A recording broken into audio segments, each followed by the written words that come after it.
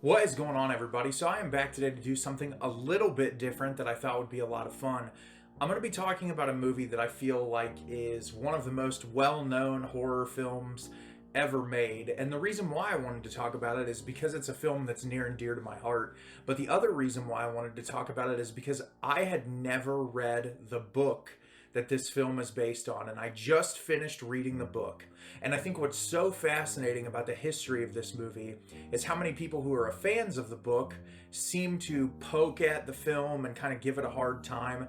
But I kind of wanted to talk about my general thoughts on the movie and the book, and just how I feel about both and how they kind of overlay and different things of that nature. And what I'm going to be discussing today is The Shining. The Shining is directed by Stanley Kubrick. Jack Torrance accepts a caretaker job at the Overlook Hotel, where he, along with his wife Wendy and their son Danny, must live isolated from the rest of the world for the winter, but they aren't prepared for the madness that lurks within. So it seems kind of silly to talk about The Shining because it's like one of the most renowned horror films ever made.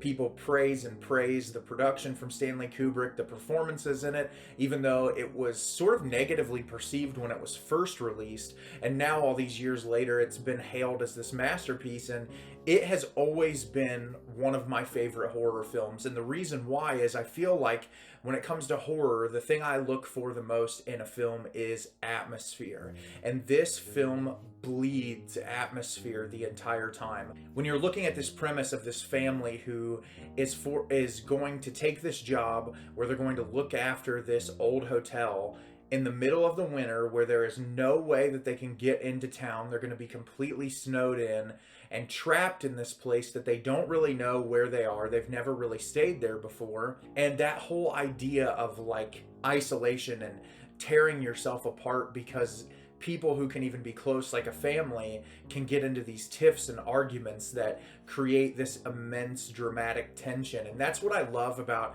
Kubrick's The Shining, is I feel like he does such a great job at conveying the space of the Overlook Hotel and letting you know the vastness of it and the enormity of it, and being trapped inside of this place that around every corner there could be something horrifying. And that's what I've always respected about it. And so what was really interesting about reading the book is very similar in that it's the same story. It's a family going to this hotel, but I feel like the book starts off really opening you up to the hotel, giving you a little bit of a background and showing you the space and that element of it. But it's so much less about that isolating feeling and so much more about this interpersonal familial dynamic being ripped apart. The book spends a lot more time talking about Jack's alcoholism and what drove him to that, and how he's actually been trying to fight against it and be a better person for his family. And like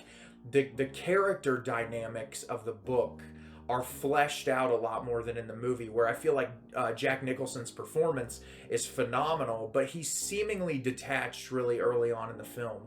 Like, they're a family, but you can kind of sense that they don't have it all together. But there's never that push and pull of, is he going to be a good father? Is he bad? It's always kind of like he's a little off, and the hotel sends him into a spiral that turns him into this horrible, menacing monster. Whereas in the book, you have a lot more push and pull as to, you feel for his character at moments because he does seem like he's trying, and you have Wendy's character who always in the back of her head is going to have that scrutiny of, is my husband going to fall back into alcoholism?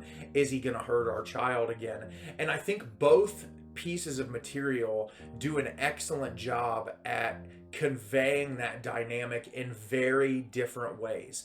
And that's one of the things I really wanted to talk about in this, is that I think both of them exist in a reality where they are both exceptional and both executed in a way that they do exactly what they want. Kubrick's is so much more focused on building up that tension and that isolation and that suspense to horrify you as the viewer to not know what's going to happen next.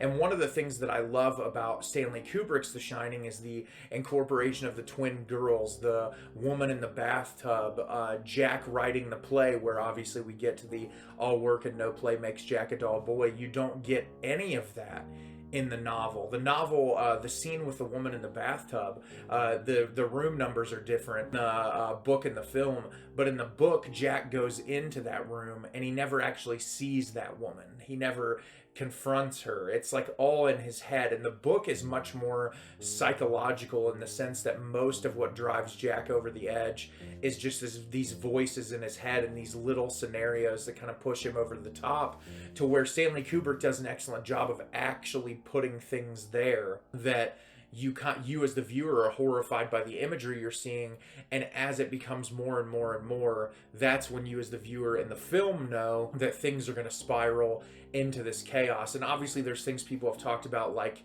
the hoses in the hallway in the book that turn into like snakes, or there is no maze in the book. The maze is such a big part of the original, or of the film, and chasing Danny through the maze at the end, where in the book the whole thing is outside. There's hedges that look like animals. There's lions and a rabbit, and they move. And I think that that's really interesting to see the parallels between the two, and they're executed so well independently. And Jack in the movie uses an axe. In the book, he uses a rook mallet from a game that's similarly to croquet. And I like the variations in it. I think Kubrick did a really great job of taking what is so important about the source material, but bringing his own interpretation to it. And I think that's the most important thing you can do. I've talked about film remakes over and over, and the ones that are my favorites are the ones that kind of have their own vision and do their own unique thing. And so many people have tried to adapt books and do them exactly the same, but pulling out so much source material. Kubrick managed to take the overall scheme of what's important about The Shining, add it into the movie, and really make it something impactful and really resonant that I appreciated a lot. Obviously, the cinematography is breathtaking. I think Jack Nicholson's performance is absolutely incredible. One of the best I've ever seen. Shelley Duvall, for as much crap as she got when this movie was released, plays an absolutely amazing character, and Wendy Torrance as this believable mother who will go to the ends of the earth to protect her child. And I think that's really fascinating, is how close her and Danny are in the movie, but in the book, Danny is really attached to Jack, and Wendy kind of feels like she's at the back of all that. And so I think that it is worth going and reading the book and seeing how much of a differentiation there is between that and the movie, but also knowing that both of them hold their validity in the scheme of horror, and I love both of them for vastly different reasons.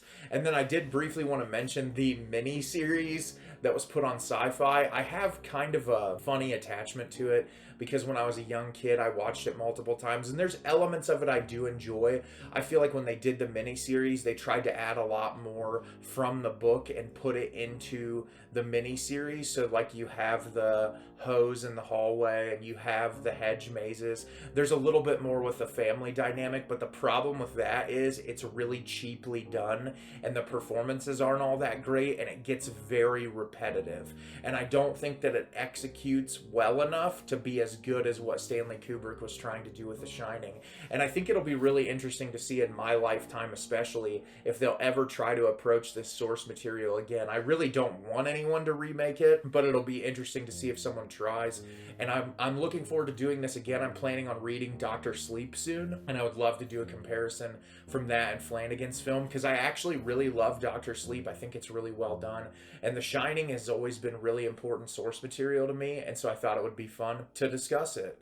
So have you seen or read The Shining? Do you love it? Do you hate it? Leave me a comment down below and let me know what you thought. I think that the movie and the book are both brilliant. They exist in different worlds, but they both should be viewed and read, because they're both fantastic. As always, if you can like the video and subscribe to the channel, it helps me out a lot and lets me know the type of content you're looking for. I'm always putting out new material and look forward to getting more out for you in the near future.